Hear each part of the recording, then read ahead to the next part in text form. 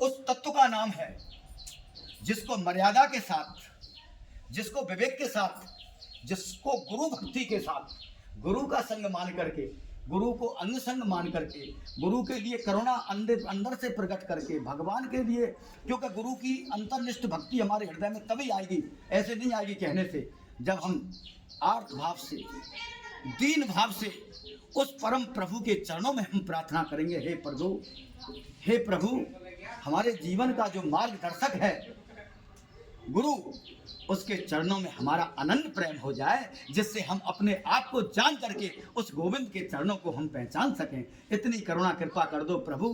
ब्रह्म मुहूर्त में उन परम प्रभु के लिए प्रार्थना करिए, क्योंकि गुरु की भक्ति पुष्ट हम डायरेक्ट अगर गुरु के पास रहेंगे, भक्ति पुष्ट इतनी जल्दी आसानी से नहीं होगी, लेकिन भगवान से रोकर के प्रार्थना करेंगे तो भगवान तुमको संत सदगुरु की भक्ति को पुष्ट कराएगा, वैराग्य पाएगा। क्यों? वैराग्य आगंतुक है, आने वाला है, लिया नहीं जाता है, आ जाता है। क्योंकि जब हमें पता पड़ गया कि भैया सट्टो खेलने के अंदर खूब कमाई होती है और उनको मार्गदर्शक कोई मिला नहीं, गुरु बताने वाला कि इसमें कमाई तो है लेकिन इसमें बर्बादी भी बहुत ज़्यादा है, तो रात और दिन 24 घंटे हम उसी जुआ में, ताश में, सट्टे में, शराब में, उस सारी व्यसनों में पड़े रहेंगे, बेकारों में।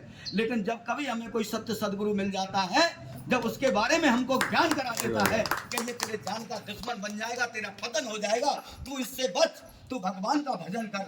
जब भगवान का भजन करता है, भगवान के भजन में कुछ भगवान कृपा करते हैं, उसे किसी संत सदगुरु से मिला देते हैं। जब संत सदगुरु से मिल जाता है, ज्ञान के नेत्र आ जाते हैं, तो उस समय वैराग्य लेना नहीं पड़ता, दिया नहीं जाता, वैराग्य खुद चल कर के आ जाता है। जहाँ ज्ञान और वैराग्य जिस जीवात्मा के हृदय के अंदर, उस वृत्ति के अंदर, उस दिव्यता के अंदर प्रकट हो जाते हैं, तो भगवान का प्रेम बहुत ही सरल और सहज हो जाता है। क्योंकि भगवत प्राप्ति सहज है। संसार का कोई कार्य कठिन और असंभव हो सकता है, संसार का, इस अनित्य संसार का कार्य असंभव है इसको पाना, लेकिन भगवत प्राप्ति इसीलिए संभव है क्योंकि 24 घंटे भगवत तत्व के पास हम विद्यमान हैं। केवल अपनी आंखों से हम हाथ उठा दें, अपनी आंखों से जो पट्टी हमने बांध रखी है गुरु की टॉर्च देने के बाद, जो गुरु तो लाखों लोगों के, करोड़ों लोगों के होते हैं, आप गहराई से देख लेना, लेकिन चक्कर क्या है, माया रूपी पट्टी बांध रखी है उन पर। गुरु के होने पर गुरु ने टॉर्च दिया,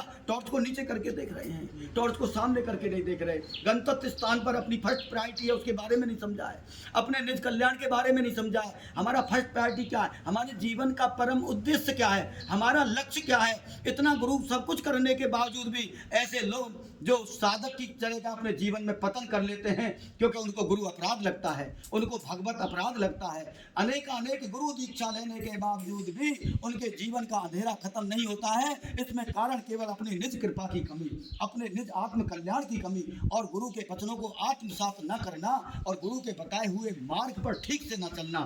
टॉर्च को ऊपर नीचे कर रहे हैं, टॉर्च को सीधे लगाइए, तेजी के साथ बढ़ते चले जाइए।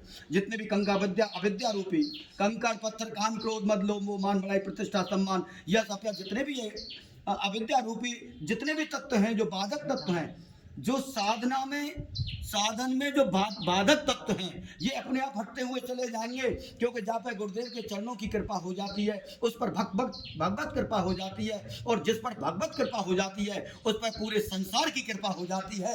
जैसे वृंदावन में महाराज जी के ऊपर कृपा भगवान की हुई तो चारों लोग, पूरी भीड़ जुटी हुई है। क्यों? क्योंकि जो शाने जो दे जनाई, जो जनवाता है, केवल अपने आप को कोई जान ले, और जो अपने आप को जान लेता है तो संसार उसको भी पहचान लेता है। क्या ये कोई सिद्ध कोटि संत है। नाम सिद्ध हुआ, रूप प्रकट हुआ, रूप प्रकट होने के बाद में लीला प्रकट हो जाएगी। है रूप किसका? अरे रूप तो एक आत्म स्वरूप का ही रूप है।